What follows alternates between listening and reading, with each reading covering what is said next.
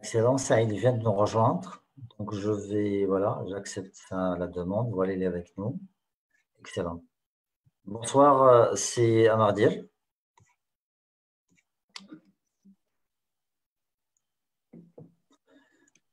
D'accord, on vous entend pas. Alors, je viens de lancer sur Facebook. Donc, actuellement, on est live sur Facebook. C'est Saïd? Oui, oui, c'est bon, je vous entends. Katmani? Oui, oui, parfaitement. إذا سمحتِ لي هذاك le fond d'écran que vous avez activé sur Zoom, Oui, oui. il n'est pas très bien fait. Hein. Alors, ok. حيت كيبين لك l'image ديالك comme négatif. Point négatif, d'accord. Donc là, il vaut mieux peut-être l'enlever si c'est bon, comme vous voulez. Hein. D'accord. 2 secondes, je suis en train de gérer. Donc, là.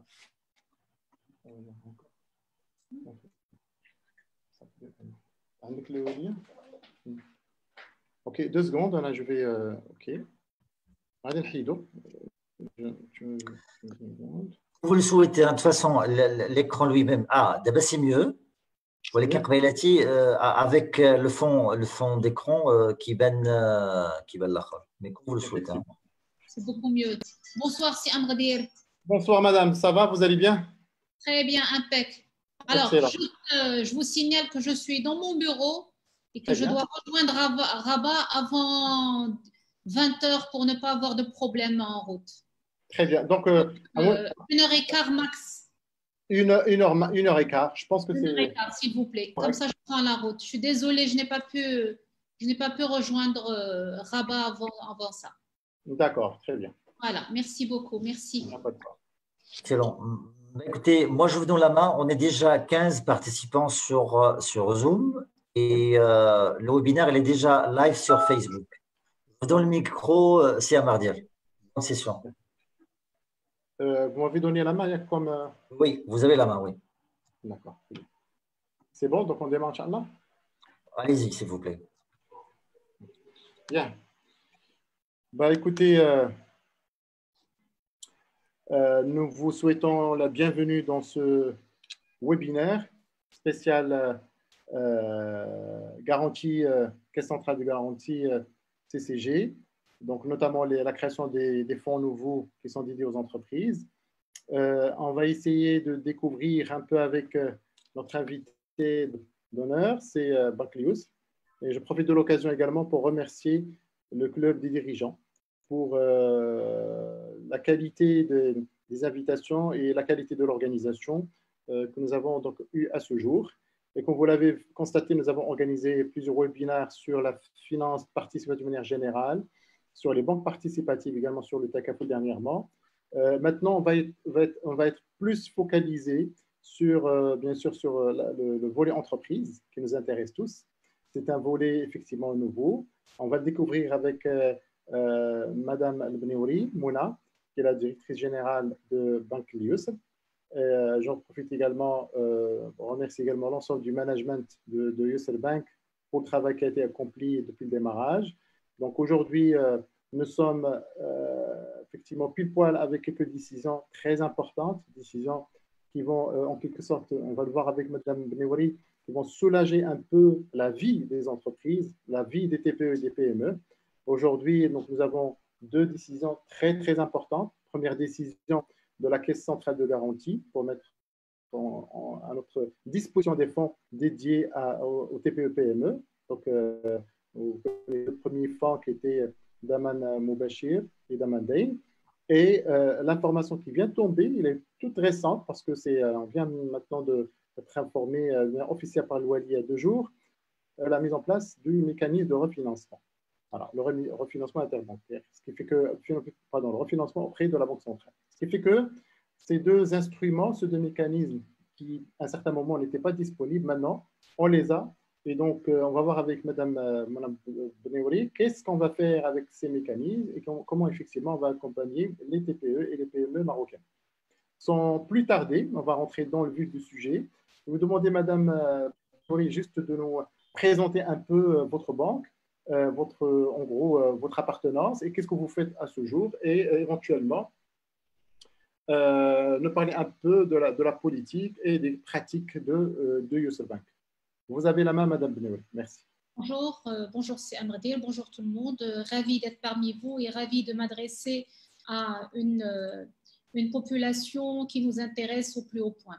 Alors, je voulais juste préciser qu'en fait, il y a 3 bonnes nouvelles. C'est les conventions CCG qui ont été signées, c'est le produit Selem qui a reçu l'avis favorable du CSO, et enfin le refinancement, le taux de refinancement annoncé par Monsieur le Wali Bakr. Donc voilà, trois bonnes nouvelles en fait. Alors pour présenter Banque El Yousr, en fait nous sommes une banque participative agréée depuis juillet 2017. C'est une banque née d'un partenariat entre le groupe Guidance et la Banque centrale et le groupe Banque centrale populaire. Nous sommes donc une banque universelle qui couvre l'ensemble des métiers de la banque et nous nous adressons aussi à l'ensemble des segments de clientèle. Nous couvrons cette région au Maroc avec une présence actuellement sur les principales villes, Casablanca, Rabat, Mohammedia, Marrakech, Fès, Tanger, Oujda et Tiznit. Alors, et puis, concernant justement l'expansion de notre réseau et malgré la crise, nous avons tenu à maintenir notre politique d'investissement et donc nous renforçons notre présence. Les chantiers sont en cours en ce moment depuis très peu. Ils ont donc repris et nous comptons être à 20 agences d'ici la fin de l'année. Alors, nous sommes donc accessibles, conscients de cette étroitesse du réseau qui est voulu et piloté comme tel. Nous sommes donc accessibles via d'abord nos agences, ces agences-là dont il a été question. Et je rappelle que c'est des agences à forte valeur ajoutée avec des équipes expertes. Et nous avons multiplié nos points de contact pour le transactionnel en enrichissant le e-banking, donc la banque à distance, pardon, à savoir le e-banking et le m-banking, en signant des conventions avec la banque, avec le groupe BCP. Et donc, les agences, via les agences du groupe, nos clients peuvent faire des versements ou recevoir des mises à disposition. Et puis, via nos clients ou nos futurs clients peuvent accéder à distance et ouvrir un compte à distance, mais complètement à distance, c'est sans qu'il n'ait à se diriger en agence. Et ça, c'est une première dans le secteur bancaire. Alors, notre objectif, c'est de contribuer de façon solidaire avec les autres confrères au développement des banques participatives au Maroc et contribuer aussi à l'éducation de la clientèle sur la pertinence et les choix des banques participatives. En même temps, nous souhaiterions donc, et nous sommes en train de défendre notre place pour être un acteur essentiel à l'intérieur de ce paysage, reconnu à la fois pour son dynamisme, son adaptabilité et son agilité. Et cette agilité doit être continue. 2 valeurs nous animent, la performance. La performance, c'est cette ambition que nous avons à obtenir le meilleur résultat avec les ressources disponibles, et l'éthique, à savoir donc une disposition à agir suivant des valeurs. Alors, vous avez demandé notre stratégie et notre politique sur le terrain pour les TPE et les PME. C'est bien ça, c'est Amradil. Tout à fait, exactement. Voilà. Alors, en fait, l'entreprise a toujours été une cible qui focalise toute notre attention et nous avons consacré des études approfondies menées par des cabinets experts afin de mieux la connaître, d'en cerner les attentes en général et puis des attentes en général par rapport au secteur bancaire et en particulier par rapport aux banques participatives. Alors, brièvement, qu'est-ce que nous avons appris de ces études? D'abord, que l'entreprise est une cible différente des autres cibles, leur prédisposition au participatif est plus réfléchie. parce que c'est une décision qui n'est pas simple, elle n'est pas issue de simples choix et des convictions du dirigeant, mais en fait, c'est un arbitrage pragmatique et réfléchi. Alors, s'il fallait arbitrer donc entre des convictions personnelles et la compétitivité, la rentabilité, voire la pérennité de l'entreprise, la réponse est claire, il n'y a pas photo. Là, on ne tient pas la route. Donc, alors, nous avons compris aussi qu'une catégorie d'entreprises viendra chez nous si nous sommes, sinon plus compétitifs, du moins étal au niveau de la tarification. Ça d'un. Et d'un autre côté, ils ne peuvent venir que si notre offre est complète. En tout cas, elle est quasi complète. Ils ne peuvent pas se permettre de concéder des services dont ils ont l'habitude déjà d'utiliser. Voilà, donc on s'est dit, pour conquérir l'entreprise, il faut des préalables. Alors, nous nous sommes donc concentrés et puis le confinement nous a été, j'espère qu'on n'aura jamais à le revivre, mais il nous a été salutaire, ça il faut le reconnaître, parce qu'on s'est vraiment concentré et focalisé sur cette cible et pour compléter le travail et être à même de sortir la tête haute vers cette cible. Donc, quelle est notre cible? C'est les entreprises structurées, quelle que soit leur taille, tous secteurs confondus. Les entreprises BTP, je dis bien BTP, y compris celles qui opèrent dans les marchés publics, l'agro-industrie, l'industrie et les services. Alors, tout ce que je peux vous dire là sur l'offre, vous ne pouvez pas aller vous adresser à d'autres banques et demander si oui ou non c'est disponible. Venez chez nous, vous verrez, c'est disponible. Parce que nous avons, Dieu merci, préparé des choses avant les autres. Les autres, certainement, vont arriver. C'est juste une question de temps. Mais venez, vous verrez que ce qu'on vous annonce là est prêt et opérationnel. Alors, la cible que nous connaissons, donc c'est l'entreprise est une cible que l'on connaît bien. Je rappelle que vous connaissez, l'équipe Eliosre pouvait témoigner qu'elle justifie de l'expérience entreprise peut-être la plus longue et la plus probante, parce que nous avons tous été dans nos parcours respectifs noyés dans le marché de l'entreprise. Nous avons l'habitude de côtoyer cette entreprise et nous avons appris à la connaître et appris à répondre et à anticiper ses besoins. Voilà, alors l'entreprise, elle a deux besoins spécifiques. D'abord, des besoins en investissement. Ils sont de trois genres. C'est pour la création, la croissance ou l'amélioration de la performance opérationnelle, ou des besoins de fonctionnement, donc des besoins en fonds de roulement qui vont lui permettre d'acquérir les inputs nécessaires à sa production. Alors justement, si vous permettez, Mme Neouri, justement sur ce sujet, effectivement, qui nous interpelle tous comme cercle ou club des dirigeants, justement sur la TPE-PME. Alors, concrètement, étant donné que là, vous avez un background entreprise, donc je rappelle juste que Mme Neouri était également présidente directoire d'un grand centre d'affaires. Donc, l'entreprise d'une banque régionale. D'une banque régionale, BPR plutôt, voilà. D'une banque régionale, de la DCP bien sûr. Et j'ai eu des centre d'affaires aussi. Exact. C'est le parcours normal aujourd'hui d'un patron de corporate d'entreprise. En fait, je voulais juste revenir un peu sur cet ADN entreprise. Pour la TPE-PME, comme vous le savez, on est dans une période difficile, c'est le Covid-19. Et bien sûr, il y a certaines TPE-PME qui existaient auparavant, qui étaient fonctionnelles avec des stratégies, avec un marché. Maintenant, ils sont impactés. Il y a en parallèle, effectivement, des TPE ou des PME nouvelles qui vont démarrer.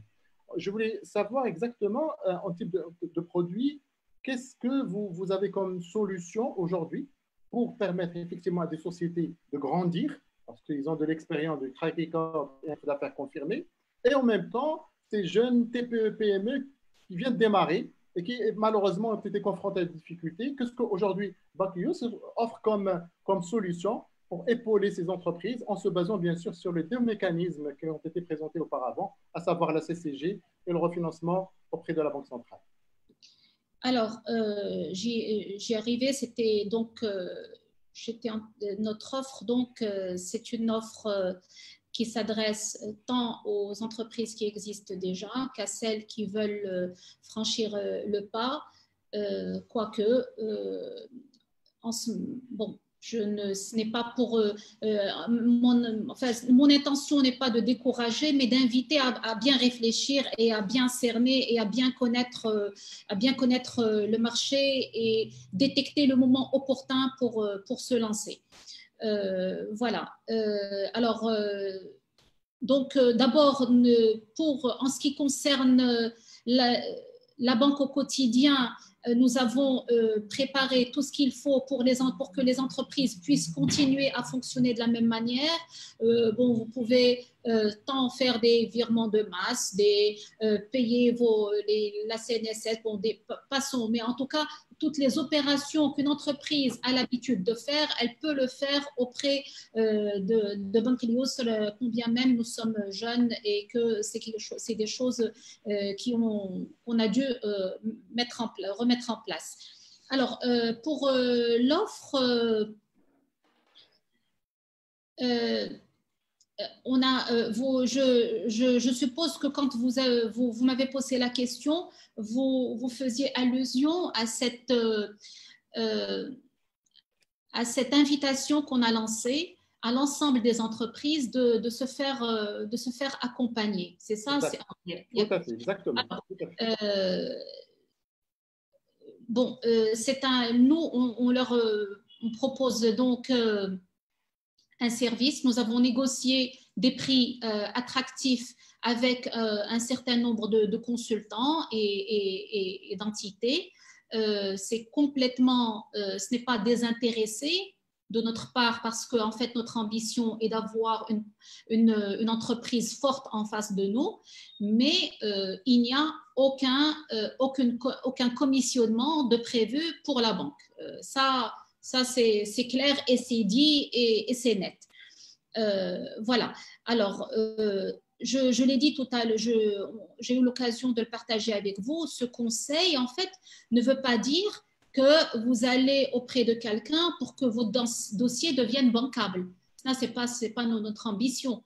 Nous savons faire. Si vous avez un très bon projet que vous avez sur le fond, si sur le fond votre dossier est bancable et que vous arrivez à nous en convaincre, eh ben, on peut lui donner la forme d'un dossier bancable. Ça, ce n'est pas un problème.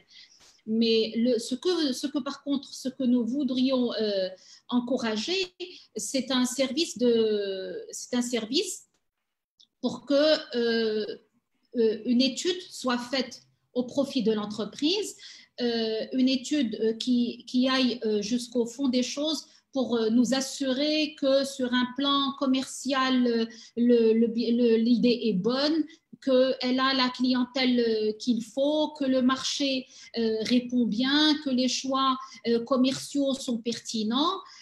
Ça d'un côté. Et d'un autre côté, il faut aussi que toute la chaîne de valeur puisse aussi être challengée et que nous soyons confortés dans ce sens, qu'il n'y a pas des erreurs qui feront en fait un non-respect des coûts, une ignorance des coûts, un séquencement qui fait qu'on majore ces coûts même de production. Tout ça, c'est des choses qui doivent être challengées par une entité qui est experte dans le domaine. Je vais juste vous donner des exemples, comme ça on comprend mieux. Quand une entreprise a mal évalué la taille de son marché et a lourdement investi dans une machine qui finalement va tourner à 20% de sa capacité, ça c'est une erreur stratégique. Quand une entreprise va solliciter un financement pour renflouer son besoin fonds de roulement, alors qu'il lui suffit de faire un effort de recouvrement, sauf qu'elle ne veut pas le faire parce qu'il requiert une organisation spéciale et du suivi. Donc, il se dit, il n'a pas le temps, je ne le fais pas. Ça, c'est une erreur stratégique aussi. Une entreprise elle est tellement emballée par son produit qu'elle ne prend même pas la peine de sonder son marché pour mesurer l'appétence pour ce produit-là. Ou une entreprise aussi qui investit dans une campagne publicitaire, alors que le coût de cette campagne, en fait, ne sera même pas recouvert par les retombées de cette campagne. Et puis enfin, et ça c'est très fréquent, c'est une entreprise qui a beaucoup de potentiel. L'idée est bonne, le marché existe, mais l'encadrement n'est pas au rendez-vous. Parce que, bon, on fait des économies sur la charge salariale, on l'a dit. Donc, on n'est pas entouré des femmes et des hommes qu'il faut. Tout ça, c'est des choses qui sont essentielles, mais c'est des choses sur lesquelles nous ne pouvons pas agir au risque d'être taxés, de nous immiscer dans les choix stratégiques de l'entreprise. Et notre métier nous interdit de nous immiscer dans ces choix-là. C'est les choix d'une entreprise qui les assume. Nous ne faisons que challenger et dire oui, c'est viable, non, ce n'est pas viable.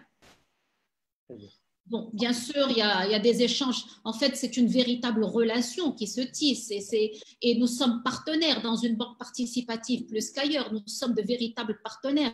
Et quand nous veillons à la pérennité d'une entreprise, en fait, c'est parce que nous avons à cœur tant cette entreprise qu'en fait, et c'est que le rendement de notre portefeuille, parce qu'il impacte le rendement de l'épargne d'une autre clientèle qui nous a fait confiance sur les dépôts d'investissement. Vous voyez, tout est imbriqué dans une banque participative. Et donc, c'est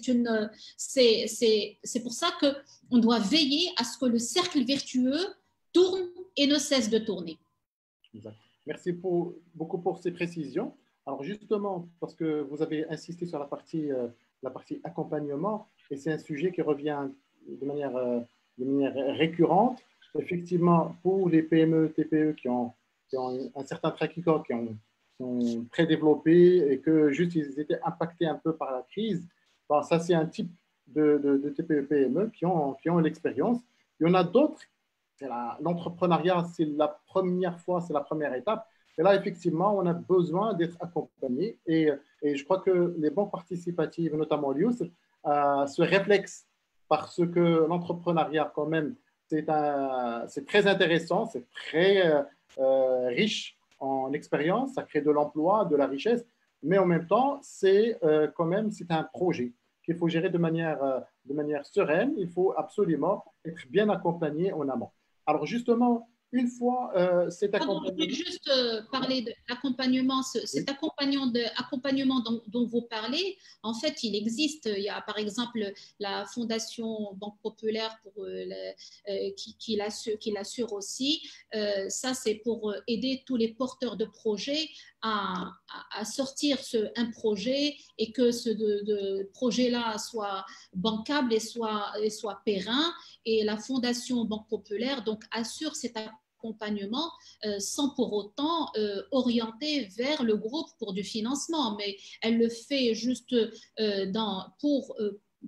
elle accompagne dans cet élan national pour juste préparer des porteurs de projets à aller sur le marché de l'entrepreneuriat. Après, libre à eux de s'adresser aux banques qu'ils veulent. Je voulais juste, avant qu'on enchaîne, préciser que la pertinence de l'accompagnement prend toute sa pertinence à un moment aujourd'hui où le Maroc, en fait, en sortie de crise, en fait, il y a énormément de choses qui sont en train de changer. Nous avons des actions des actions gouvernementales qui sont en faveur de la relance du pouvoir d'achat. Nous avons tout le monde qui appelle à consommer marocain. Tout ça, c'est des occasions pour l'entreprise marocaine. Il faut qu'elle se prépare, il faut qu'elle soit au rendez-vous et de la qualité et du volume. Aujourd'hui, plus qu'à n'importe quel moment, elle sera sollicitée, il faut qu'elle soit au rendez-vous. Et aujourd'hui aussi, nous sommes dans un élan optimiste. Nous sommes sortis de cette crise et nous avons tellement stressé que nous avons juste envie d'entendre les bonnes nouvelles. Et la bonne nouvelle de cette crise, c'est que nous avons été plus résilients que le monde croyait que l'on pouvait être et que nous avons été plus innovants que ce qu'attendaient de nous les autres et que nous avons été cités par plusieurs et que notre capacité à faire face et notre capacité à innover nous a étonnés nous-mêmes. Nous avons tous, nous Marocains, été étonnés par notre capacité. Ça veut dire, alors, allez-y, il faut y croire, il faut travailler pour aiguiser tout cela et avancer. C'est aujourd'hui, alors les attentes sont grandes, là, on y reviendra, l'argent n'a jamais été à aussi bas coût, c'est le moment, je pense, de se lancer, mais on y arrivera. Effectivement, vous avez complètement raison. Comme on le dit à chaque fois, l'entrepreneuriat, bon, c'est une volonté bien sûr gouvernementale et même royale, c'est d'aller dans le sens, à travers les programmes Telaka qu'on va voir par la suite, certainement on va revenir, justement parce qu'on a besoin d'épauler nos TPE-PME, justement pour qu'on puisse aller dans l'entrepreneuriat, parce que c'est la seule manière pour créer de l'emploi. Aujourd'hui, d'ailleurs c'est un message pour nos jeunes, le salariat, effectivement c'est un bon début, mais encore une fois, ça devient de plus en plus difficile parce qu'on a besoin d'un taux de croissance plus élevé. Alors, le taux de croissance aujourd'hui marocain ne nous permet pas de créer autant de postes d'emploi pour l'ensemble. Donc, du coup, il faut donc balancer vers la partie entrepreneuriale. Et de ce côté, il y a effectivement les banques participatives avec les deux mécanismes qui viennent d'être lancés. Comme on l'a dit tout à l'heure, les menaces deviennent des opportunités. Le coût de l'argent est trop bas. Nous avons bien sûr il n'est pas trop bas, il est bas. J'aimerais bien qu'il soit encore plus bas. Il n'est pas trop bas, il est bas. Il est bas, donc on va continuer avec l'OL parce que là, on a libéré toutes les réserves des banques. Alors, les réserves sont totalement libérées. Franchement, les 10 ans, d'ailleurs, juste un remerciement pour l'OL Bank Maghreb pour franchement pour l'efficacité des décisions précises. La célérité. L'économie réelle et la célérité à la veille. Et cette disponibilité, bien sûr, d'accompagner les opérateurs, les banques, les TPE, les PME. Donc, je reviens sur une question parce qu'il y a quelqu'un qui m'a parlé effectivement que les banques participatives aujourd'hui, c'est plus des faits d'annonce que des choses concrètes. J'aimerais bien, avec vous, Madame Bneouri, montrer au cercle des dirigeants, à tous les TPE, PME que nous parlons de produits existants. Et si vous voulez vraiment les tester, passez chez les agences de Baclius pour les. Je m'apprêtais à leur lancer le défi. Voilà. Alors, si je mets le point un peu sur le développement. J'ai une remarque tout à l'heure quand vous parliez d'entrepreneuriat et d'aller vers l'entrepreneuriat parce que le salariat ne peut pas répondre à tous les besoins. Pardon de l'exprimer ainsi, mais ce n'est pas la bonne raison. Ce n'est pas celle-là la bonne raison. On n'investit pas par défaut. On investit parce qu'on a cet esprit entrepreneurial et qu'on a une idée et qu'on est allé jusqu'au bout de cette idée pour en sortir le meilleur et en sortir un projet périn. C'est ça les raisons qu'il faut qu'on aille vers l'entrepreneuriat. Pas parce qu'on n'a pas été pris, parce qu'on a passé plusieurs entretiens. Ça, ce n'est pas la bonne raison. Ce n'était pas l'idée que je voulais présenter, c'est que tout simplement, avec un taux de croissance national de l'ordre de 2,5, de 3 maximum, est-ce qu'on est capable de créer autant d'emplois pour tout le monde? Oui, je suis d'accord. Là, sur le niveau macro, vous avez raison. C'est juste par rapport à l'individu. À l'individu, il faut aimer l'entrepreneuriat. Il faut aimer, il faut adorer ce qu'on fait. Et c'est la motivation, en quelque sorte, c'est parmi les facteurs clés de succès, effectivement. Et on n'a pas cette volonté d'entrepreneur parce que ce n'est pas évident. Personnellement, j'ai été salarié pendant 20 ans. Je suis passé à l'entrepreneuriat. Je vous assure que ce n'est pas évident. Et pas parce que tout simplement. Pas choisi le moment. On est habitué au salaire mensuel, etc. Mais certainement, avec l'entrepreneuriat, vous allez voir qu'il y a pas mal de sujets. Recouvrement, les échéances ne sont pas réglées de manière ponctuelle. Parfois, il y a des délais importants. Ça peut dépasser 3 mois, 6 mois, 7 mois. De la nécessité de, bien sûr, choisir son projet et surtout diversifier ses activités. Alors, justement, pour accompagner ces TPE-PME, je vous sollicite, Madame Benoît, de me présenter un peu quels sont les produits aujourd'hui. Juste une petite présentation rapide, sachant bien sûr pour découvrir l'offre, les personnes intéressées ou concernées passeront directement dans vos agences. Qu'est-ce que vous offrez comme panoplie de produits pour accompagner et les TPE et PME qui ont déjà un historique, un track record, qui ont des activités, également les TPE et PME qui viennent de démarrer et qui ont effectivement un business plan qui est correct, etc. Quels sont les produits aujourd'hui disponibles tout de suite et qui permet effectivement à ces PME de respirer en termes de BFR et en même temps de croître et de grandir? Alors, nous couvrons pratiquement 90% des besoins de l'entreprise, aussi bien sur les engagements par décaissement, donc les financements, sur la finance participative, c'est des financements de biens tangibles, que les engagements par signature. Je parle bien des cautions. Donc, et je le répète, nous avons fait une ingénierie en interne, nous sommes bien accompagnés et nous basons exclusivement, je dis bien exclusivement, sur les contrats validés par le CSO. Ça, c'est clair et net, jamais il y a un autre contrat que cela qui circule. Alors, en matière de financement, nous avons donc la Mourabaha, bien sûr. Tout le monde, vous la connaissez, il n'y a plus lieu de la présenter.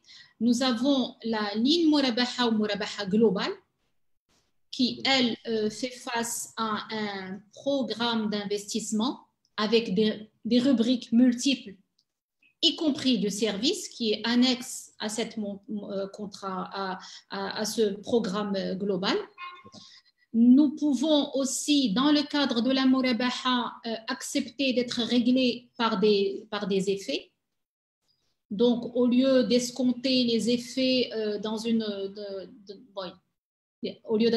à défaut de pouvoir escompter des effets, nous les réservons au remboursement de Mourabaha qui peuvent être accordés. Et le dernier venu, donc, et qui est opérationnel chez nous, c'est le SELEM.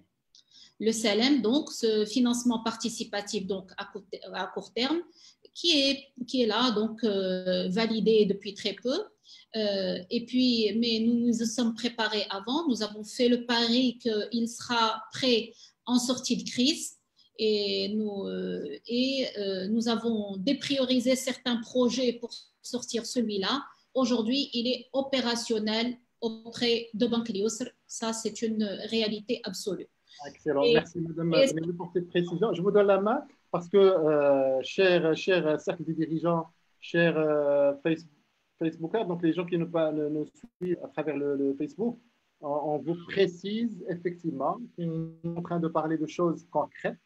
On n'est pas en train de juste de parler de la théorie. Ça y est, c'est fini la partie démystification, vulgarisation. On va continuer à le faire, mais c'est des espaces différents. Maintenant, on est rentré de manière officielle sur l'aspect entrepreneuriat, grâce effectivement, comme on l'a dit, on a répété les deux mécanismes Daman Sanad Tamwil, qui est la fenêtre participative de la Caisse centrale de garantie, et bien sûr l'action concrète de Walid Ben pour tout ce qui est refinancement. Alors, s'il vous plaît, Madame Benouri, si on peut revenir sur Salam, juste pour expliquer, c'est vrai, en français, c'est le financement de besoin de roulement, juste une idée globale, parce qu'il y a certaines personnes, bon, ils entendent quand même Salam, mais ils veulent également comprendre comment il est, juste en gros, comment il est. Alors, le Salam, c'est ligne, c'est opération par opération. Non, c'est une opération par opération. C'est une opération par opération. Ce n'est pas une ligne. Salam, donc, c'est un contrat par lequel la banque achète avec un paiement immédiat et intégral une marchandise qui sera livrée à une date convenue d'avance. Alors, c'est un financement à court terme, donc des besoins fonds de roulement pour faire face aux dépenses cycliques et besoins liés à besoin de production. Il peut être assimilé, donc, quand on veut faire le parallèle, c'est un peu le crédit de campagne ou l'avance sur marchandise ou le préfinancement. Exact. Voilà, le contrat BSLM fixe les conditions d'achat par l'acheteur, qui est nous, la banque, c'est nous qui sommes l'acheteur, et le vendeur, l'entreprise, et les caractéristiques de la marchandise. Et je l'ai dit, il faut qu'on ait une date convenue d'avance pour la livraison de cette marchandise. La marchandise doit être assez commune et pas très spécifique pour qu'à défaut de production, le vendeur puisse l'acquérir sur le marché et nous la donner, et nous la livrer donc. Bien sûr, nous avons nous pouvons soit récupérer cette marchandise, soit la revendre immédiatement, donner mandat au vendeur pour la vendre pour nous. Et à ce moment, il peut la vendre pour nous, soit cash et rembourser pas rembourser, nous donner le prix de notre marchandise qu'il a vendue pour nous, moyennant une commission pour lui, ou alors on peut la vendre par une autre murabaha et pour un client tierce, pas la même personne. Et donc, voilà, c'est... Excellent.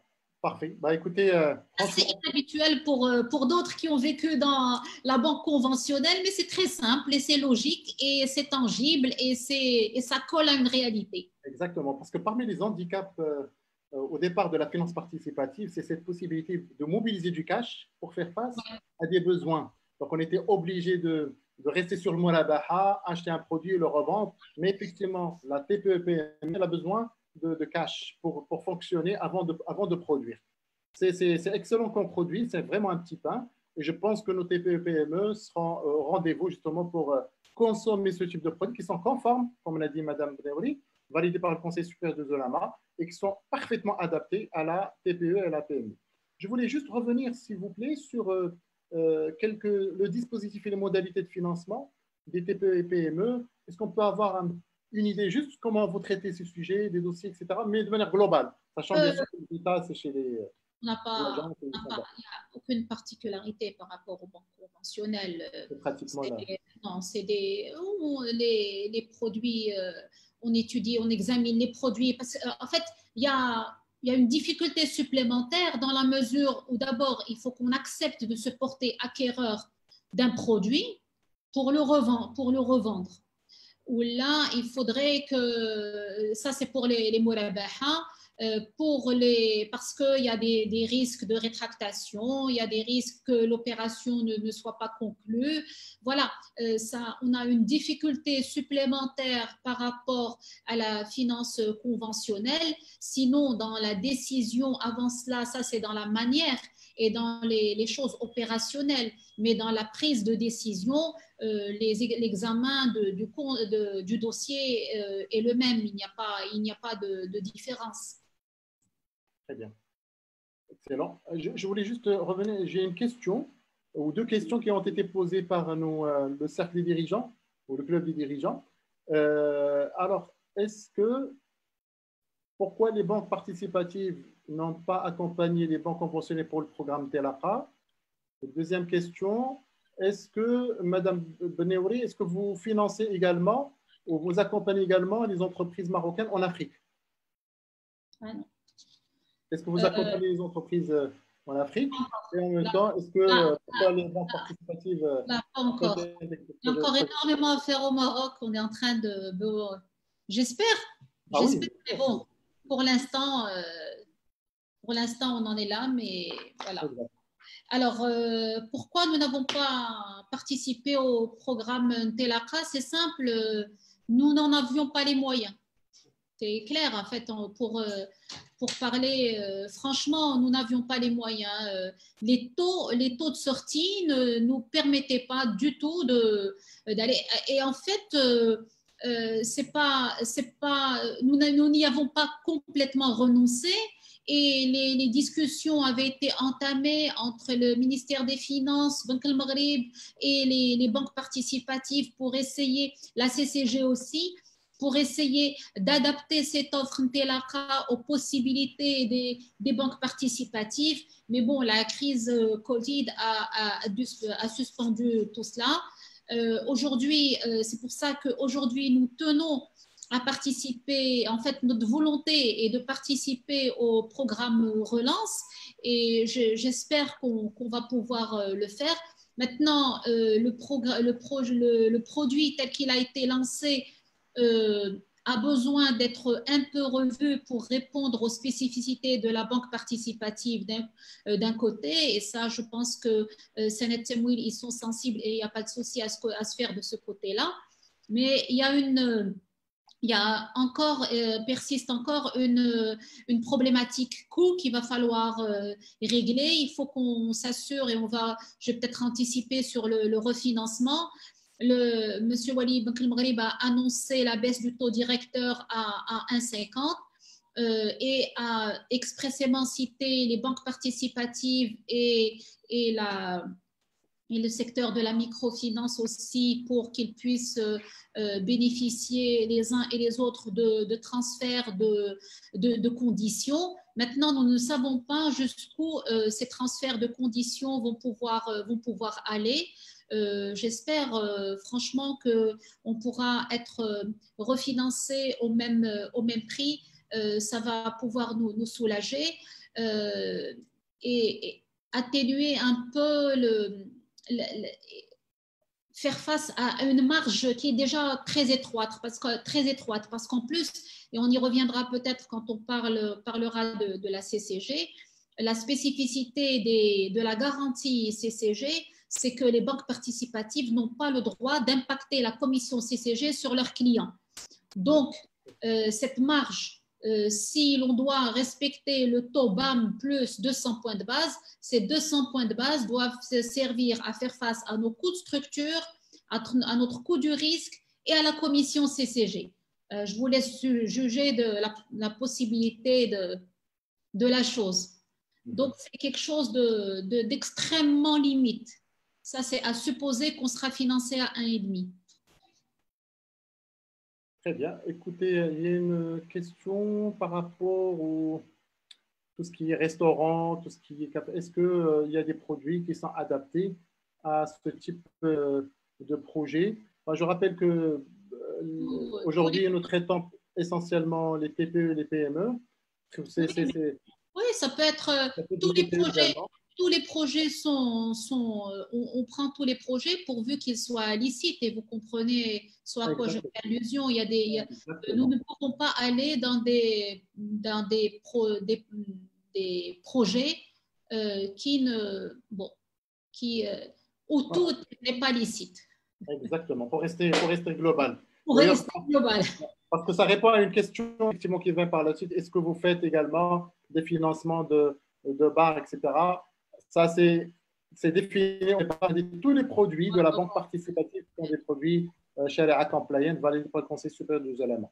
Alors, revenons au sujet qui nous intéresse, parce que c'est merci au cercle dirigeant de rester sur les questions. Comment, aujourd'hui, on peut financer les TPE et les PME dans cette période de crise? Comment peut-on, bien sûr, les accompagner en termes de BFR et en termes de croissance? Je reviens vers vous, Madame Benaouri, parce que tout à l'heure, on a parlé un peu des produits, les dispositifs, on a essayé d'expliquer au maximum.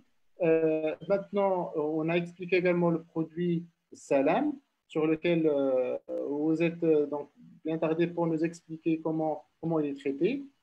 Maintenant, je souhaite également vous poser une question sur est-ce que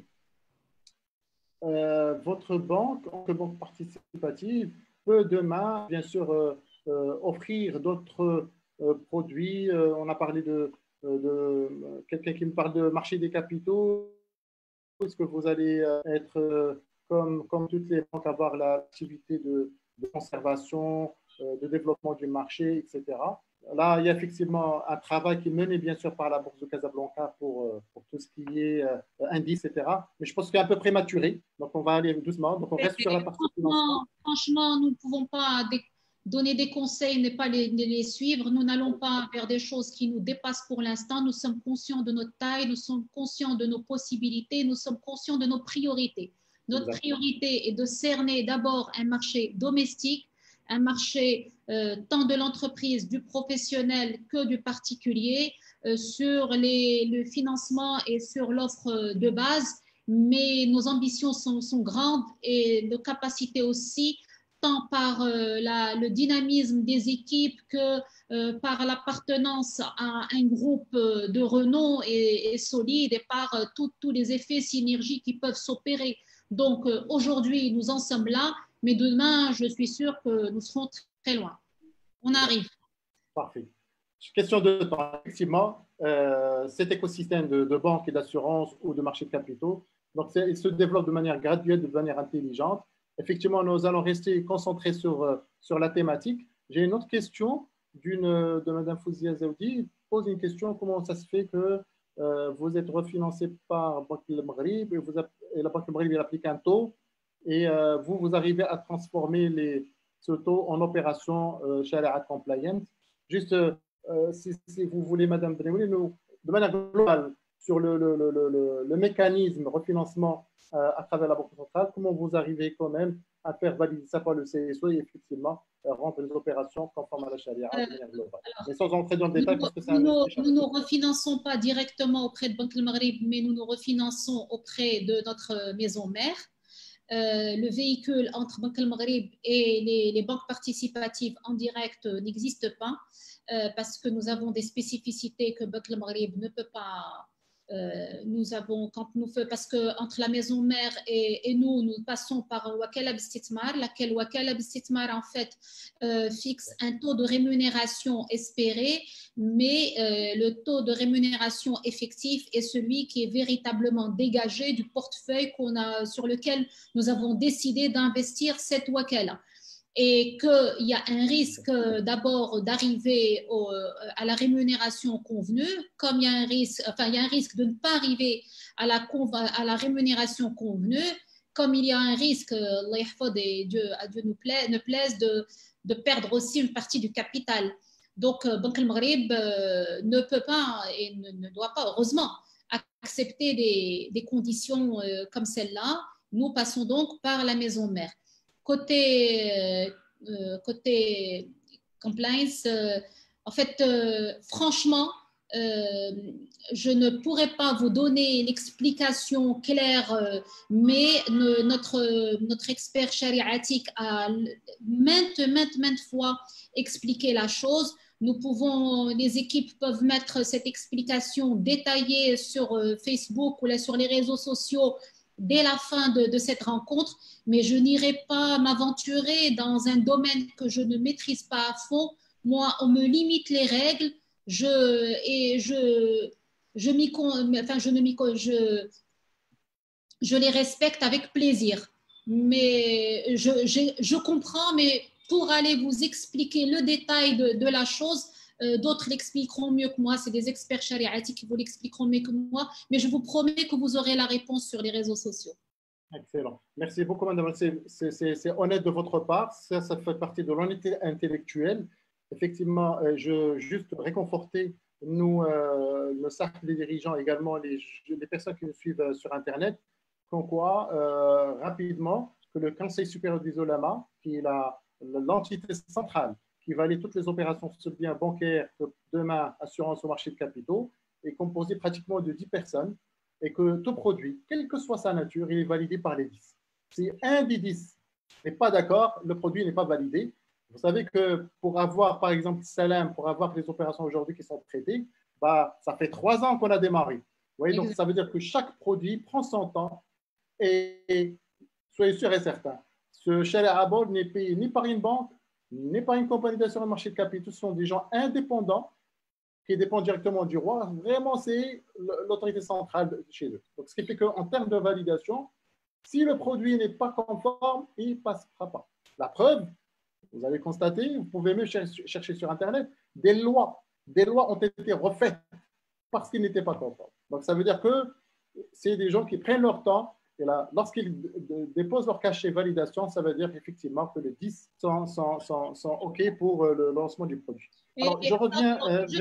Pardon, c'est Amrdir, au-delà de la validation du contrat initial et du produit, en fait, le contrôle ne s'arrête pas là. Nous sommes tenus par un audit Sharia tous les ans et nous faisons un rapport complet dont copie est adressée au CSO avec cet audit concerne tant les dossiers que les process, donc les procédures, les contrats que nous signons. Tout est passé au peigne fin. Ça veut dire que soyez tranquilles, il y a des entités qui veillent à la conformité et nous avons par éthique aussi, nous y veillons et parce que c'est bon, on ne peut pas dire nous sommes une banque participative et donner du n'importe quoi. Les gens sont là par conviction, nous respectons leur choix, nous respectons leurs convictions et nous y allons. De toute façon, il y a à boire, à manger avec ce que nous avons, il n'y a pas à chercher, il n'y a pas à aller à chercher à contourner une quelconque obligation. Absolument, absolument. Et on vous remercie d'ailleurs parce que c'était la première fois qu'on parle d'opérations concrètes, Salam, et d'autres opérations de financement. Donc, pour dire effectivement qu'au-delà de la validation du CSO, bien sûr, le rapport d'audit annuel, et je crois que même en termes d'organisation, vous êtes tenu d'avoir un auditeur charia interne, quelqu'un opérationnel, salarié qui doit suivre au jour le jour les opérations. Alors, merci. Et des audits externes. Plus et des audits externes. Exactement, et l'audit externe. Donc, vous avez externe, interne et du continu, le CSO, Banque El Maghreb, autant d'intervenants, de contrôleurs pour nous dire qu'effectivement, les opérations sont conformes. Soyez sûrs et certains que rien ne passera comme ça de manière aussi rapide que rapide. Donc, je reviens sur alors, le financement, on en a parlé. Tout à l'heure, on a parlé de Ntelaqa, du projet Ntelaqa. Donc, c'est clair parce que la question a été reposée. Je pense que c'est clair, à un certain moment, les deux mécanismes manquaient. Donc, il y a quand même, c'est le début avant la crise Covid-19, il y avait effectivement le sujet Ntelaqa. Il n'y avait pas la garantie de la Caisse centrale de garantie, il n'y avait pas le refinancement. Deux éléments importants, justement, pour que... C'est les deux boosters auxquels on a eu droit et qui sont venus comme par magie nous donner le coup d'accélérateur qu'il nous fallait pour justement aller vers l'entreprise. Parce que juste pour parler de la pertinence de Senet Semwil et des produits qu'elle nous propose. En fait, l'entreprise marocaine a énormément, quand on voit l'étude de Haut Commissariat au plan menée qui a été publiée en 2019, nous voyons que pour la plupart des entreprises, en fait, la garantie a été réellement un frein. Sur le nombre d'entreprises qui ont déposé un dossier auprès des banques, alors nous avons 52% des TPE qui se sont vus refuser ce crédit pour insuffisance de garantie et 62% des PME qui se sont vus refuser ce crédit pour insuffisance de garantie. Donc voilà, ça c'est à ajouter déjà au nombre très limité d'entreprises qui franchissent le pas et vont demander des crédits parce qu'il y en a en fait que 39% qui l'ont fait en 2019 parce que justement, il y a une espèce d'autocensure. On se dit, on va refuser mon dossier, on l'a dit, donc on s'abstient et on va essayer de trouver soit de l'autofinancement, soit du financement auprès de la famille. On a dit, mais rares sont ceux qui vont vers un financement externe. Et quand celles-là même vont vers les banques, eh ben, une grande partie se voit refuser ce crédit à cause de l'absence de garantie. Et ça, c'est d'un côté. D'un autre côté, de par la structure de notre coût et de nos capacités à encaisser entre parenthèses, les déboires, nous ne pouvions pas aller vers le secteur de la cible entreprise à un moment où il est connu. Bon, c'est connu que c'est un secteur où le risque est plus élevé, par exemple, que chez le particulier. Ça, c'est une réalité. Donc, nous avons, grâce à la CCG, nous nous sommes véritablement donné ces moyens-là parce que nous sommes couverts, nous sommes baqués et quand il y a un problème, il n'y a pas d'impact sur nos provisions, il n'y a pas. Donc, tout ça, il y a aussi un bel impact sur le crédit distribué et quand ils sont garantis par la CCG, l'impact n'est pas le même sur nos fonds propres. Donc tout ça, en fait, nous a soulagés et nous a libérés pour aller de manière plus accrue vers l'entreprise. Bien sûr, le deuxième booster dont je parlais aussi, c'est cette possibilité de se refinancer à un coût inférieur, mais enfin un coût inférieur à celui qui avait aujourd'hui été pratiqué à aujourd'hui. Mais bon, j'espère, ce n'est pas encore conclu, on va voir les jours à venir vont nous dire ce qu'il en est. Excellent. De toute manière, la décision est prise par l'OALI. Il a donné les mêmes armes aussi bien pour le conventionné que le participatif. Donc, vous avez les mêmes armes. Ça veut dire tout simplement, vous avez donc cette possibilité d'aller vers le financement des PME. Et d'ailleurs, on l'a précisé dans le dernier conseil qu'il mettra bien sûr autant de souplesse et encouragera encore les banques qui feront des efforts justement pour soulager nos TPE et nos PME dans l'avenir. J'ai une question par rapport à tout ce qui est intelligence artificielle, tout ce qui est système d'information. Est-ce qu'aujourd'hui, Banclius peut financer des programmes de système d'information type ERP, etc. Est-ce que c'est quelque chose qui est finançable? Nous savons très bien qu'aujourd'hui, nous avons quelques startups. Ce qui est très spécifique, tout ce qui est, je parle sous le contrôle des équipes, mais tout ce qui est véritablement spécifique ne peut pas, je l'ai dit tout à l'heure, pour le CLM par exemple, il faut que la marchandise soit assez commune, mais je suppose que pour les systèmes d'information, c'est de l'investissement. Il faut un achat et une vente. Je ne sais pas si on va pouvoir acheter et revendre un système d'information pour une entité. Franchement, ça mériterait d'être examiné. J'invite la personne qui a posé la question à prendre contact avec nous et nous serons contents d'examiner ensemble cette possibilité parce qu'aujourd'hui, plus que jamais, il est pertinent d'investir sur son système d'information et se donner justement plus d'agilité sur ce domaine-là pour rester dans la course et rester dans le marché. Donc, c'est pas donc on va dire que c'est cas par cas. Bon, par exemple, si je prends... C'est du cas par cas, mais franchement, j'invite, c'est quelque chose qui nous intéresse. J'invite la personne à venir, à se présenter chez nous, à nous appeler. Et on sera ravis de partager ensemble et de voir ce qu'on peut faire. Exact. Alors, j'ai une autre question, et là, effectivement, parce que bon, on a l'habitude de travailler avec les banques conventionnées de cette manière. Est-ce que vous avez l'équivalent du factoring? Je pense que vous avez répondu tout à l'heure, mais peut-être que ça serait plus intéressant. Non, le factoring n'est pas la même chose. C'est un achat de créance. L'achat de la dette est interdit. Par contre, on peut faire bien sûr de l'escompte. L'escompte, c'est possible.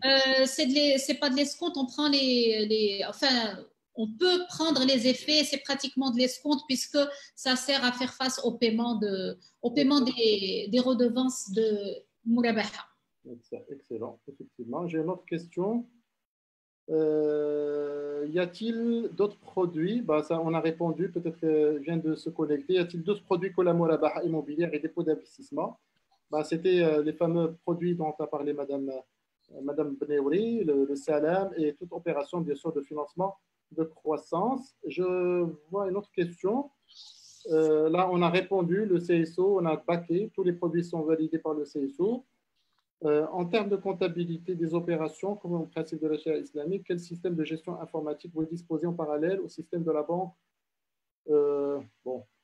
C'est une question par rapport à votre système d'information. Est-ce que vous avez un système, bien sûr, adapté aux activités de Banclius ou vous avez juste récupéré l'ancien système de la banque conventionnelle que vous utilisez aujourd'hui?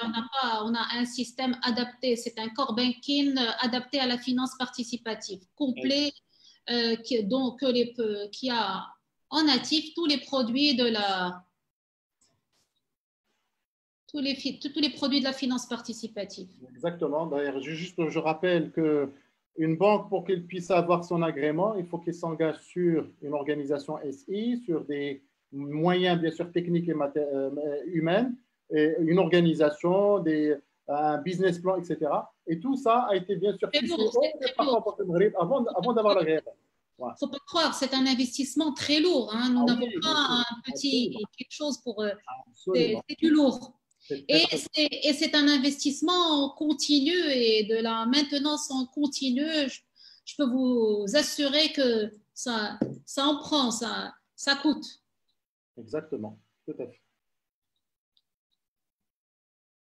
Voilà. Pratiquement très peu de questions. Il y a des questions également sur Facebook. On a parlé de la comptabilité.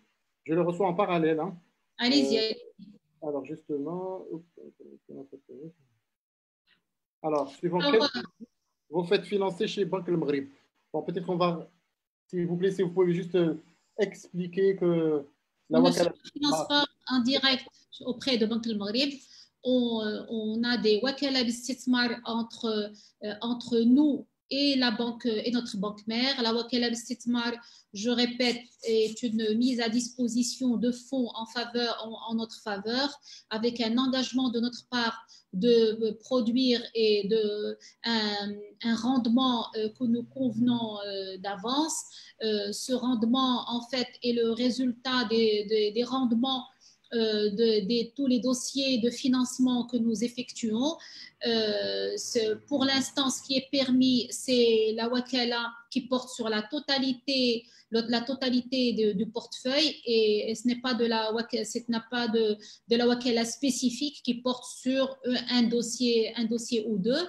Et donc, nous convenons d'une rémunération à l'avance. Mais bien sûr, la rémunération finale est celle-là même qui est dégagée au vu des rentabilités effectives de notre portefeuille. Excellent. Excellent. Bien. Alors, sur l'ensemble, on a pratiquement traité les questions posées sur Zoom. J'ai vu les questions sur Facebook pratiquement. Donc, il y a encore des questions qui tombent. Mais on va essayer de les traiter au fil de l'eau. Alors, je voulais juste revenir vers vous, Madame Beneouri. Il y a une question qui a été posée par des promoteurs immobiliers. Est-ce que vous avez des produits pour les entreprises opérant dans le secteur de la promotion immobilière? Nous avons déjà eu des dossiers avec des entreprises opérant dans le secteur de la promotion immobilière. Nous sommes intervenus soit sur les acquisitions de terrains, soit nous sommes intervenus par la suite pour des achats de matières premières, mais oui, nous pouvons intervenir sur la promotion immobilière. Maintenant, il y a un produit beaucoup plus adapté qui est le Stisna et que nous attendons toujours. Mais nous pouvons faire avec ce qu'on a, nous pouvons déjà intervenir et nous avons eu déjà à conclure pas mal de dossiers. Excellent, excellent. Une autre question, mais là, je crois qu'on question des produits et services proposés par Banclius pour accompagner les TPE et PME. Je crois que c'est les gens qui nous rejoignent. Qui nous rejoignent. Effectivement, je comprends parfaitement ce que ça a été présenté par Madame Beneouri. C'était le fond ou bien carrément le sujet d'aujourd'hui. On vous, c'est Mohamed Khirbouch, on vous donne rendez-vous au niveau des agences de Banclius, justement pour aller plus loin, parce que la question a été traitée largement. Je ne sais pas s'il y a d'autres questions. Non. Alors, pour l'instant, je crois que nous avons traité… Voilà, je voulais juste, avant la fin, je voulais juste dire aussi que ça n'a rien à voir avec la TPE-PME, mais peut-être avec tous les particuliers, parce que chacun, à côté d'un compte entreprise, a aussi un compte particulier. Ce n'est pas parce que nous nous sommes concentrés sur le marché de l'entreprise que nous avons pour autant oublié le particulier. Nous avons tenu à lui manifester notre solidarité en ces temps de crise. Et aujourd'hui, nous avons lancé des cartes à paiement différées. Donc, oui, j'entends bien carte à paiement différée. Et nous ne sommes pas en contradiction avec une quelconque obligation participative dans la mesure où c'est complètement gratuit. Donc, vous avez une carte Gold ou une carte Platinum chez le Banque Al-Yusr. Vous avez un plafond qui vous est fixé et c'est deux plafonds en fonction des cartes, pas en fonction de vos revenus. Bien sûr, il y a des conditions d'éligibilité à ces cartes-là, mais vous pouvez avoir ces cartes et faire vos dépenses pour ne les payer qu'à la fin du mois. Voilà, ça c'était notre cadeau aux particuliers pour leur dire nous sommes là, nous avons compris que chacun de nous passe par des moments difficiles et ça c'est notre contribution à nous pour ces moments difficiles. Excellente nouvelle. Donc vous voyez donc finalement que là on parle de sujets concrets. Donc on a parlé du salam pour soulager les TPE et les PME. Donc, ce qui fait que le contrat vient d'être validé avec une grande célérité, le produit est disponible et c'est du concret pour nos TPE-PME. Maintenant, pour les particuliers, effectivement, il y a des cartes avec la possibilité de faire des paiements au débit fin de mois, ce qui vous donne, c'est l'équivalent d'une avance sans intérêt finalement. C'est une avance sans intérêt. Avance sans intérêt. Et donc, ce qui fait que pour les particuliers, à un certain moment, ils avaient quelques difficultés de changer de compte, etc. Parce qu'il y a effectivement cette possibilité, cette souplesse au niveau du compte. Cette souplesse aujourd'hui, elle est disponible chez les banques participatives. Je voulais revenir un peu sur la stratégie, notamment de Yusr Bank. Est-ce que, Madame Bouir, vous voyez donc dans le futur, Inch'Allah, tout ce qui est Mourabaha, sur les services, je crois qu'il y a un sujet d'actualité sur l'éducation, sur les voyages, les packages de Ramra, etc. Oui. Ce sont des sujets qui sont très intéressants à demander. C'est un sujet qui est en cours de traitement. En fait, nous sommes, ce qui est bon à savoir au niveau des banques participatives, c'est que nous nous concertons énormément et nous travaillons ensemble au-delà des considérations concurrentielles qui peuvent être comprises et on se respecte les uns les autres. Combien même nous sommes en concurrence, mais nous avons compris que nous devions être solidaires pour la construction et le parachèvement de cet écosystème. Et donc, nous avons décidé aussi de faire de développement de produits ensemble dans le cadre des réunions que nous avons avec le GPBM. Nous avons convenu une équipe de se consacrer les uns au contrat Mourabaha Service et les autres au trade finance. Et donc, nous avons mandaté un cabinet de renom ici à Casablanca qui est en train d'établir les contrats, d'arrêter les spécificités avec nous pour que ces contrats-là répondent à un besoin marché et puissent être commercialisés sans problème. Et les contrats seront présentés par ces soins présentés à Banque al-Maghrib et puis au CSO pour recueillir l'avis favorable du CSO.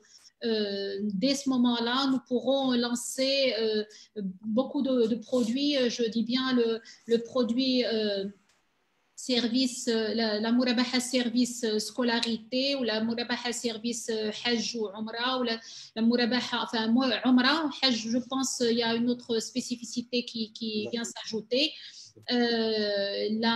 Voyage, Umrah est aussi un voyage. Pour d'autres, il y a aussi hospitalisation. En fait, tout ça, c'est des choses qui sont en gestation. Donc, il y a un groupe qui travaille sur la Mourabaha Service et un autre qui travaille sur les trade finance pour qu'on puisse aussi avancer sur les produits de financement des opérations à l'import ou l'export.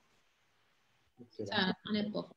Donc, très bien. Donc, vous voyez, donc, il y a certains produits nouveaux qui, normalement, devraient être également au niveau de tout ce que nous appelons la banque à Takaful, mais qui va venir par la suite, parce qu'on a tardé. Mais surtout, avec l'expérience aujourd'hui des banquiers, leur expérience dans leur domaine d'expertise. Donc, chaque banque a ramené quelqu'un qui maîtrise un domaine bien particulier. Je parce que de Mme Beneouri, qui est experte au niveau de l'entreprise. Donc, on sent ça bouge. Donc, la rapidité ou la force de frappe est très, très importante parce qu'entre la validation et la mise en place, les circuits sont beaucoup plus courts parce que derrière, il y a une maîtrise, il y a une capacité de se lancer rapidement. Tant mieux pour la finance participative. On a démarré avec le particulier. Maintenant, l'entreprise est là. Alors, j'ai deux questions, Madame Beneouri. Je sais que vous êtes trop prise. On va essayer au maximum de nous arrêter vers, tout dépend de 7h15, au plus tard 19h20 parce qu'il y a un déplacement à Rabat et que restez avec nous justement pour qu'on puisse être en direct sur Zoom. Alors, la question qui a été posée, est-ce que vous avez des comptes de RME et est-ce que les RME représentent également une cible importante pour Baclios? Est-ce que les RME rentrent dans votre stratégie? Est-ce que vous pensez qu'en appartenant au groupe BCP, on peut… Mais on a grandi avec les MDM, donc c'est impossible qu'on ne soit pas intéressé par ces segments. Non, non, bien sûr, on est très intéressé, on a fait des déplacements, on a fait des salons à l'étranger pour aller vers cette population-là que nous considérons énormément. Et puis, nous avons aussi ouvert des comptes pour les MDM, nous avons donné des financements aux MDM. Non, nous sommes, je le rappelle, une banque universelle, tant par son offre qu'elle est en train de compléter pour devenir vraiment complète et que par la portée et par les cibles auxquelles elle s'adresse. Nous sommes… nous visons tout le monde et nous n'excluons évidemment pas les MDM. Excellent. Alors, j'ai une question également sur donc quelqu'un de nous qui demande, donc c'est Khalid, est-ce que la carte en question, est-ce qu'elle peut être également alimentée en devises? C'est-à-dire comme oui, à l'instant. Nos cartes sont alimentées, sont des cartes nationales et internationales. Toutes nos cartes sont à la fois nationales et internationales. Et bien sûr, c'est plafonné selon les autorisations de l'Office d'échange. Voilà, mais toutes nos cartes sont internationales, nationales et internationales. Internationales, excellent. J'ai peut-être une troisième ou dernière question, si on n'a pas d'autres. En fait, il y a quelqu'un qui se demande, est-ce que Baclios peut être également visible au Gabon? Est-ce que vous pouvez nous offrir des comptes au Gabon? Je ne sais pas. On a répondu tout à l'heure que l'Afrique, ça sera peut-être pour plus tard. Maintenant, le groupe peut peut-être y être présent beaucoup plus tôt. Je ne sais pas, mais en tout cas, Baclios, pas pour l'instant, ce n'est pas dans nos projets proches et programmés. Excellent. Bien, voilà. Donc, je crois que, on a fini. On a touché l'essentiel. Monsieur Driss? Oui, bonjour, bonsoir tout le monde. C'était pas prévu, hein?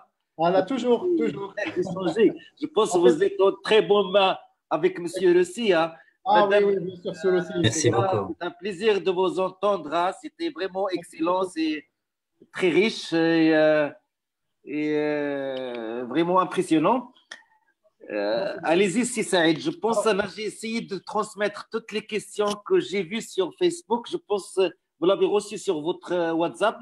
J'ai reçu sur WhatsApp. Effectivement, on a traité l'essentiel, qui est bien sûr lié à la problématique que nous traitons aujourd'hui. Et je crois qu'il y a mesuré pour améliorer. Je crois qu'il y a un questionnaire qui a été lancé en parallèle. Oui, effectivement, c'est Saïd. Je viens juste de lancer un petit questionnaire pour avoir le feedback des participants, pour voir un petit peu mesurer ce qu'on est en train de faire. Je serais vraiment très reconnaissant pour tous les participants d'essayer de remplir. Il y a trois ou quatre petites questions, pas plus que ça. Donc, voilà. Excellent. Je ne sais pas. Alors, je vois que, en fait, il y a le tiers qui n'a pas… bon, voilà. Non, là, je suis mieux. Là, Là, je suis plus tranquille. Mais le taux de participation reste très limité. Oui. Voilà, vraiment, j'invite tous les participants. On est 8 sur, on a 30%, 32%. Ben, si vous pouvez aller un petit peu, voilà, pour dire ce que vous pensez, ce que vous avez apprécié. Ça nous encourage à mettre d'autres séminaires, d'autres webinaires, d'autres thèmes qui vous intéressent, bien entendu. C'est à travers ce type d'enquête, de mesures, qu'on peut nous-mêmes s'améliorer. Donc, je vous invite vivement à renseigner ce petit formulaire. Un dernier message peut-être, et nous avons vu en ces moments combien il y a deux dimensions qui prennent toute leur importance, et c'est à savoir la bonne gouvernance et la transparence. Et comment arriver à des moments difficiles, c'est des choses qui peuvent être salutaires et nous ouvrir plusieurs portes. Voilà, et juste dit comme ça, et puis c'est le CJD, je suis sûre qu'il saura insister, qu'il a perçu toute l'importance de ces dimensions-là, et qu'il pourra les relayer auprès de l'ensemble de ses adhérents. C'est pas CGD, c'est CDD. C'est le club dirigeant. Des dirigeants, pardon, désolé, je suis désolée. D'ailleurs, même si Saïd, depuis tout à l'heure, il répète à chaque fois les cercles de dirigeants. C'est lui qui m'a mis en erreur, hein, c'est lui qui m'a mis en erreur. Moi, j'étais bien avant. Non, c'était bien le club dirigeant. Bien, Idriss, est-ce que vous avez des membres qui souhaitent poser des questions? Parce que c'était question de voir également... Oui, tout à fait. C'est possible pour nos amis qui veulent poser des questions directes et orales à Madame Beniouri. Ils sont les bienvenus. Vous pouvez poser des questions, vous pouvez lever vos mains ici sur le Zoom, et qui seront vos questions. Vous pouvez les poser directement à Madame Beniouri. S'il y a des participants, sont les bienvenus. Voilà. Alors, juste une précision, s'il vous plaît, sans des questions directes, parce que parfois on intervient, on prend plus de temps, la question est à la fin. Essayez de poser vos questions directes. On est des pros, et voilà, on sait exactement qu'est-ce qu'on veut. J'ai une TPE, j'ai besoin de fonds de roulement, je veux grandir, j'ai mon dossier, etc. Restez sur la problématique, s'il vous plaît, entreprise et modalités effectivement de financement BFR et croissance.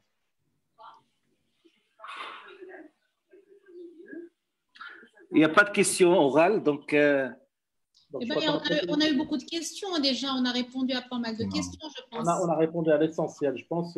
Voilà, exactement. Largement. C'était riche. J'invite bien sûr tous les participants qui souhaitent effectivement aller dans l'entrepreneuriat, d'aller visiter les agences de Banque. Pour les dernières arrivées, pour répéter le message initial, à Banque Elios, nous finançons l'investissement et nous finançons l'exploitation, enfin les besoins en fonds de roulement via le SALEM. Nous allons vers tous les secteurs d'activité, y compris les BTP, parce que nous avons aussi des engagements par signature, on peut le faire.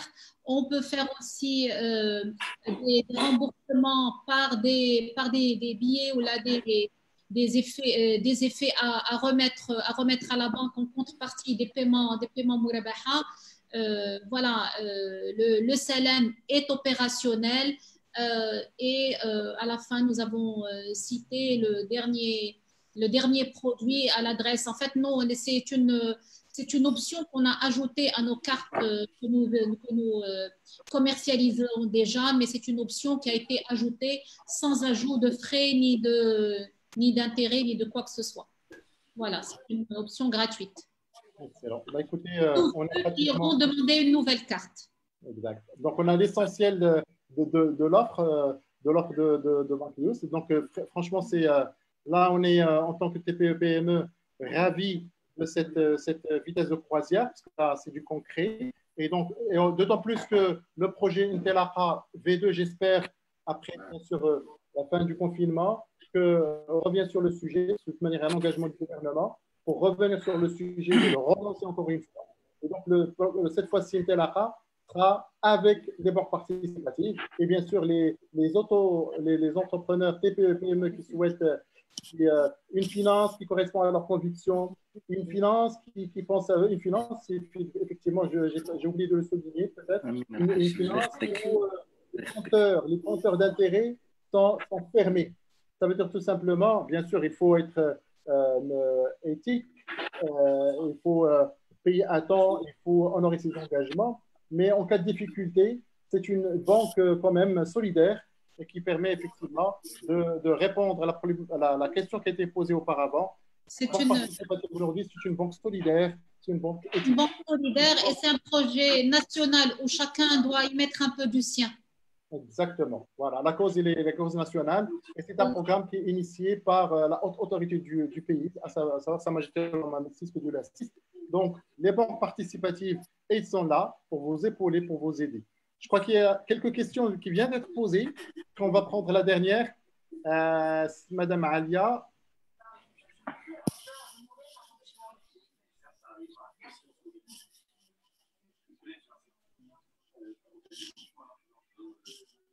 Bon, finalement, c'est juste un remerciement. Donc, Madame Alia vous remercie pour la qualité de la présentation.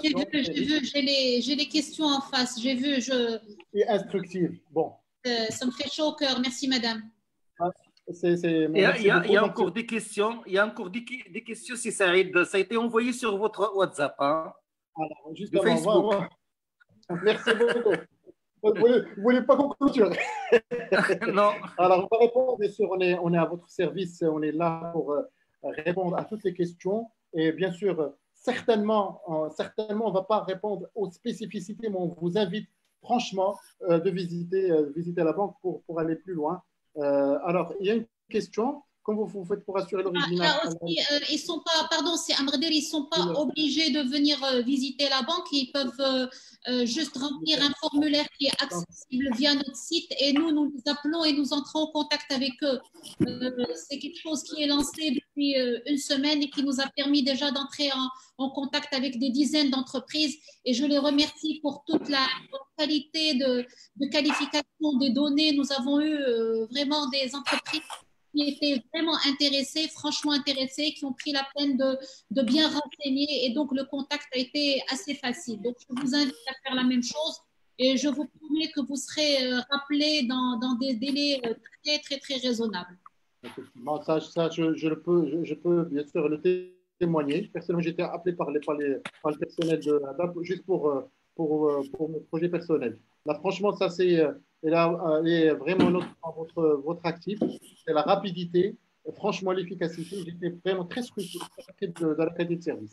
J'ai une question très importante également, peut-être qu'on n'a pas eu le temps d'y revenir, c'est concernant les opérations à l'international.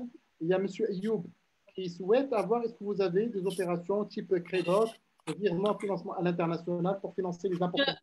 On y a répondu. C'est Amreder, on a dit que tout ce qui est trade était en cours d'élaboration et que ça devait être validé par le CSO avant d'être lancé. C'était les produits de financement. Maintenant, pour les opérations courantes, c'est quelque chose que nous sommes en train de tester et on verra.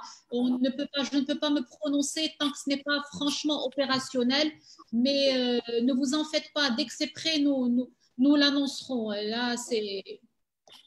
Alors justement, j'apprécie beaucoup cette honnêteté intellectuelle parce qu'à chaque fois qu'on dit un projet, soit il vous dit je l'ai, venez tout de suite, je peux le faire, je peux l'activer parce qu'il existe, parce qu'il est testé, validé. Sinon, écoutez, on va le faire plus tard ou ce n'est pas à l'ordre du jour. Et ça, ce sont des réponses qui sont directes. On n'est pas en train de parler d'un sujet abstrait, c'est du concret. Et c'est des messages qui sont destinés aux entrepreneurs TPE et PME. J'ai une autre question, Madame Benaouli. Je sais que nous avons dépassé un peu le temps, mais je sais que parfois on va s'adapter, peut-être 2 ou 3 minutes. Comment vous faites pour vous assurer de l'origine halal des fonds déposés chez vous, tant pour les entreprises que pour les particuliers? Bon, ça reste une question un peu large.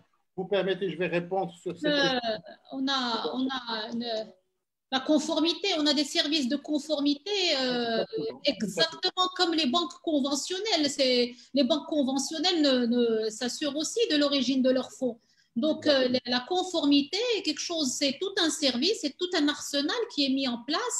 Le système d'information est aussi outillé pour nous remonter toutes les alertes et à chaque fois qu'il y a un doute, eh ben, on fait notre travail. Donc, moi je dis madame على رقبة مجلس العلماء شغلهم هذاك انتم لا على رقبتنا حتى حنا كاينه شي حاجه على رقبتنا شي حاجه على رقبتنا لا احنا ما تنهربوش من المسؤوليه اللي على رقبتنا على رقبتنا on fait le travail et on est bien surveillé et c'est bien verrouillé. Effectivement, c'est une question qui a été posée quand même par, je pense que c'est un membre du club des dirigeants des États-Unis. Hassan Alaoui, il est là, il veut prendre la parole. Je ne sais pas si vous pouvez lui donner la main. C'est lui qui a posé cette question. Et juste pour le rassurer, parce que moi je travaille également sur le sujet de la conformité avec d'autres groupes internationaux, c'est qu'aujourd'hui, l'IUS ou même le groupe BCP, ils sont dotés d'outils qui leur permettent effectivement de faire ce que nous appelons le KYC, Know Your Client. Et ils ont également des outils sur tout ce qui est AML, Anti-Money Laundering, et ils ont des outils sur tout ce qui est embargo, et d'autres outils aussi sophistiqués. C'est un outil allemand et connu, très connu, c'est le FICO. Et effectivement, ils ont les meilleures pratiques à l'international en termes de conformité. Et donc, ce qui fait que cette expertise conformité du groupe, bien sûr, elle est bien sûr utilisée par les filiales, automatiquement. Ce qui fait qu'en termes de blanchiment, financement terrorisme, etc., la banque a les mêmes obligations que la banque conventionnelle. Je peux vous dire que c'est une branche qui est extrêmement surveillée et suivie. Nous ne voulons pas et nous pouvons pas nous permettre de courir le moindre risque. Il y va non seulement de notre réputation, mais celle du groupe et celle du pays. Nous ne badinons pas avec ce volet-là. Je réponds. Allô? Est-ce qu'on peut enlever l'affichage? Je ne vois personne. Est-ce que je peux répondre? Oui, allez-y. Donc, merci madame pour cette intervention. Je sais bien, donc moi je suis un petit peu un spécialiste des systèmes de gestion bancaire, quels que soient conventionnels ou islamiques. D'ailleurs, j'ai suivi avec grande attention le développement de la procédure telle qu'elle a été initiée par Abdeltef Jouari. Bien sûr, j'ai des remarques et des réserves quant aux choix et aux critères d'éligibilité des institutions financières qui ont eu la chance d'avoir été sélectionnées vu le cadre réglementaire et donc les conditions très hautes qui sont là-bas, qui ont placé la barre très haute pour les institutions qui ont été donc sélectionnées pour avoir donc les branches donc islamiques. Pour la simple raison, c'est pour ça, donc c'est un autre volet de discussion. Je comprends que vous avez les systèmes de compliance. Comme vous avez dit encore 2 fois ou 3 fois, comme les banques conventionnelles. Mais moi, je dis, vous devez avoir un système de compliance beaucoup plus que les banques conventionnelles. Parce qu'au-delà du fait de vous confondre sur le KYC, donc Know Your Customer or Your Clients, vous devez vous assurer en tant que banque islamique que ces fonds-là, pas seulement qu'ils n'ont pas été d'origine criminelle ou terroriste ou autre, mais surtout provenant d'une industrie halal, c'est-à-dire que le système islamique prohibite en anglais. Donc le système islamique ne vous permet pas, même si cette industrie ou cette origine est bonne, mais si elle est dans l'industrie du vin, par exemple, ou de l'alcool, ou de l'industrie des jeux, les casinos, ou l'industrie de l'armement. Donc, vous ne devez pas avoir accepté ces fonds-là. Ça, c'est un fait. Donc, votre compliance devrait être beaucoup plus que celle de la compliance du système conventionnel. Ça, c'est un fait. Deuxièmement, c'est moi qui ai posé la question sur la gestion du système de gestion et de comptabilité parce que une banque, vous savez comment les banques sont financées. Les banques ne se limitent pas seulement au dépôt du cash des clients ou des bailleurs de fonds ou leurs deux associés. Mais la création de la richesse du flux bancaire se font sur un système donc, de lignes de crédit octroyées par la Banque centrale. la Banque centrale vous donne 10 fois le dépôt physique, ce que vous avez en physique, pour vous alimenter en ligne de crédit ou alimenter votre activité de prêt. Donc, moi, je vois que la Banque Maghreb, même si elle a fait donc, le geste pour donner aux Marocains l'occasion d'ouvrir donc, le système islamique, parce que le Maroc, il se trouve, c'est le dernier pays des pays arabes et islamiques à avoir installé le système islamique.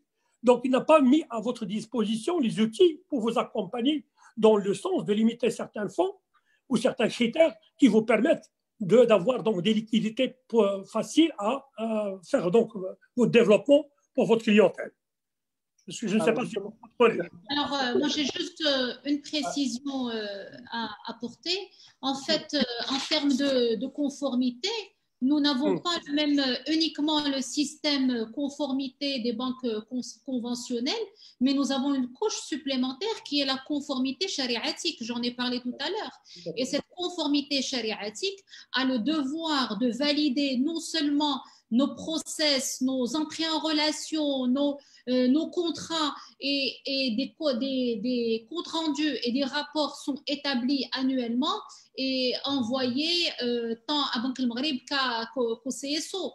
Et puis, concernant des secteurs d'activité dont l'activité est jugée illicite ou qui est en fait illicite mais pas jugée illicite, nous ne travaillons pas, nous nous interdisons d'entrer en contact avec ces entités-là. Alors, la conformité réglementaire, bien sûr, c'est pour éviter le blanchiment d'argent et l'argent de terrorisme. Nous avons la conformité charia, mais nous avons aussi nos équipes en agence qui, elles, sont au contact de la clientèle et dont les ouvertures de compte sont faites à leur initiative, qui tous ont eu des formations chariatiques. D'abord, c'est des équipes qui justifient tous d'une longue expérience bancaire, mais qui en plus ont suivi des formations sur le volet participatif. Et donc, les choses sont claires et nous n'avons pas de soucis à nous faire dans ce sens parce que, nous avons d'abord de l'autocontrôle, nous avons un contrôle de deuxième niveau et nous avons aussi la conformité et tous les audits conformité qui se font. Moi, de toute façon, je suis confiante, jamais. On ne peut pas tout ça pour ça. On ne peut pas prétendre veiller à tout cet arsenal réglementaire et puis aller entrer en relation avec une entreprise qui est dans un secteur reconnu comme illicite ou c'est une incohérence absolue que nous ne pouvons pas nous permettre, qui ne nous vient même pas à l'esprit. D'autant plus que c'est un risque de réputation énorme. Et généralement, les banques participatives, juste rappeler, si Hassan Alaoui, ce que vous avez peut-être à distance suivi, bien sûr, il y avait tout un travail mené par Louaïd Bankourib que j'apprécie beaucoup et qui a effectivement fait beaucoup d'efforts pour que la finance participative se développe au Maroc. D'ailleurs, là, on le constate, les banques ont bien avancé sur plusieurs chantiers. Et même le terme participative, il a été choisi parce que tout simplement, dans d'autres cieux, GCC en Malaisie, on parlait islamique, aujourd'hui au Maroc participatif, parce qu'on est ouvert à toutes les religions. Madame Beneouri, il a pris tout à l'heure, donc ses comptes, il a des comptes en devises, il a un compte en dirham. Si aujourd'hui, demain, il y a un juif qui se présente, il souhaite ouvrir un compte chez Madame Beneouri ou un chrétien, la finance participative, c'est d'abord une finance solidaire, c'est d'abord une finance éthique, avant qu'il soit uniquement dédié aux musulmans, aux pas musulmans. Donc l'idée chez nous, c'est d'être ouvert. D'ailleurs, même les Africains aujourd'hui, on a eu des discussions, ils veulent carrément changer la dénomination parce qu'elle a un sens. Et le sens, c'est ce que nous avons dans notre finance. Si une finance n'a pas de sens, c'est que ce n'est pas une finance. Aujourd'hui, la finance participative, sens solidarité, sens éthique et sens ouvert à toutes les religions, effectivement. C'est Abdelkader. On Merci est arrivé beaucoup. au bout. Merci. Je suis vraiment désolé, je sais qu'on a pris beaucoup de temps. Je crois que nous avons touché l'essentiel. L'idée est la suivante. c'est que vous avez encore, bien sûr, vous pouvez contacter à distance via le formulaire de Baclius. De toute manière, Madame Bneouri nous a présenté plusieurs panoplies de produits dédiés TPE et PME. Allez tester, posez vos questions, mais surtout, essayez de redémarrer vos activités. On en a besoin pour le pays. Le Maroc passe par des moments difficiles. Les orientations stratégiques de Sa Majesté, des autorités de Banque Le Maghreb sont là. Nous sommes là pour vous aider, pour vous épauler. Les gens ou les entrepreneurs qui ont besoin d'être accompagnés. Madame Bneouri, elle a parlé de l'accompagnement en amont. Il y a des solutions pour qu'on y challenger sur les BP et sur la stratégie pour que le sujet passe par la suite au côté financement. Et bien sûr, on est là encore pour vous challenger une deuxième fois. Encore une fois, le problème majeur et qui est très important, qui était le financement de BFR. On a besoin de cash pour payer les salaires, on a besoin de cash pour payer les charges avant de créer le produit. Aujourd'hui, c'est disponible. Plus, bien sûr, les cartes pratiquement avec avance sans intérêt. Franchement, il y a pas mal de choses intéressantes. Moi, c'est ma dernière recommandation. Ouvrez des comptes chez les banques participatives de manière générale. Aidez ces banques participatives d'avoir des ressources gratuites parce qu'avec les ressources, ils sont appelés à encore financer d'autres opérations. Et c'est ça l'essence de la solidarité. Et c'est ça, une banque solidaire. C'est une banque qui est là pour transformer les dépôts en financement et de créer de l'emploi et de la richesse pour le Maroc. Je crois que si vous avez un petit mot de clôture, madame. Merci, c'est Amrdir. Vous avez été vraiment un ambassadeur haut niveau pour la finance participative globalement. Merci beaucoup, madame. Merci à vous tous. Je remercie tout le monde pour leur participation, pour leurs questions et je leur dis à bientôt et marhaba bikoum. Voilà. Merci. Je passe la main sur aussi. Courage, le Maroc a besoin de vous en ce moment. Courage. Effectivement. Merci beaucoup, madame. C'était vraiment très intéressant. On a eu l'occasion d'apprendre sur les offres de Baclius à travers l'offre participative. Merci beaucoup. C'est bloqué. Pardon? Voilà. C'est aussi. Oui. Je suis là. Voilà, je disais que je remercie tout le monde. Je remercie. Vous entendez pas, c'est aussi. Hein? Merci d'activer le. J'avais un petit problème de son. Vous m'entendez, non? Non. Allô. Toujours rien. Vous m'entendez? Si ça aide, vous m'entendez? Oui, je vous entends. Oui. C'est aussi, on n'entend rien. Donc, c'est sur quelle la connexion. Écoutez, je m'entends Madame Bneouri, il a un chemin à prendre. Merci à tout le monde. Merci aux participants. Rien du tout.